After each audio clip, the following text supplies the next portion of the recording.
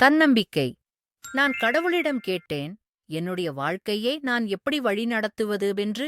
கடவுள் சொன்னார், உன் அறையைச் செக் பண்ணு என்று. என்னுடைய அறை எல்லா பதிலையும் சொன்னது.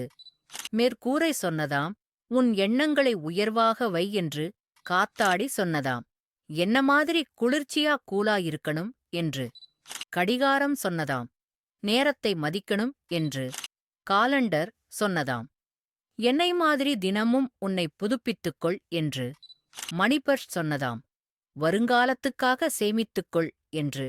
கண்ணாடி சொன்னதாம், உன்னை மட்டும் பார் என்று. விளக்கு சொன்னதாம், என்னை மாதிரி அடுத்தவர் வாழ்வில் ஒளி ஏற்றென்று.